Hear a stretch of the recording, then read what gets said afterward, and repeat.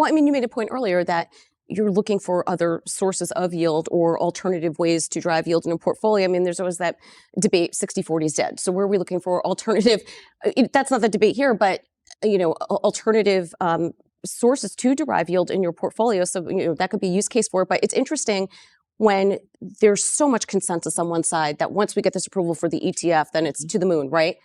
You don't want it to be a sell the news kind of event either. So to your point, Andy, let's get this out of the news cycle and just treat it as business as usual. Business as usual. And then the question in the United States specifically is what's going to be the last mile delivery mechanism, right? One thing that we always kind of realize is that last mile for things like buying a house or buying healthcare or financial services, the familiar, well-paved, well-regulated, trusted last mile delivery system is what is going to prevail in the end, right? One of the, we hear statistics that 50 million Americans own crypto, and that's a great statistic. It's been a great hobby for some folks. It's been something to dally in, but many fewer people have kind of gone all in on putting their entire financial planning around digital assets. And, that would be kind of a little bit early to do that anyway. Having the last mile be paved with familiar structures is important. ETFs, if we continue to go one by one down the digital asset thing, we're going to be at that a long time, and that's going to be a tricky thing. So how do you get broader market exposure? What do you consider the unit of digital asset exposure? There are some great separately managed account platforms.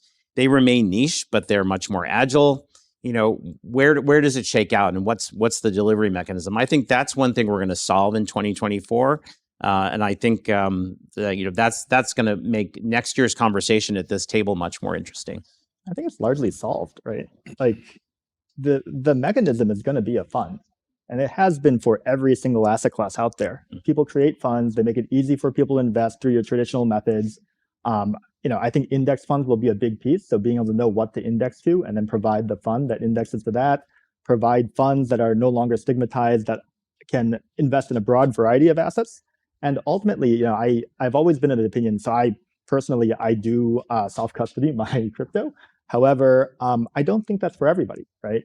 And so we use Fireblocks, actually. And I think Fireblocks is a great product, but it's not going to be your consumer product. So ultimately, you're going to be trusting in your fund manager or your custodian to be able to hold on to these digital assets. But the last mile, I think, is always going to be a fund, at least for the time being. As an infrastructure company, we think about this all the time, the last mile, right? And so just as an example, take it in the tokenization context, right? We see a lot of interest from issuers or minters of the token, and we have the capability on platform to help them mint those assets. What you need is a buyer. You need the distribution mechanism, you need the buyer, and hopefully you have a secondary market because that buyer might want to turn around and sell. And everyone downstream needs a wallet or a custodian too. And so there's an infrastructure challenge here that we're thinking about very deeply. And I think the industry is hopefully, as you said, in 24 on the path to meeting that challenge.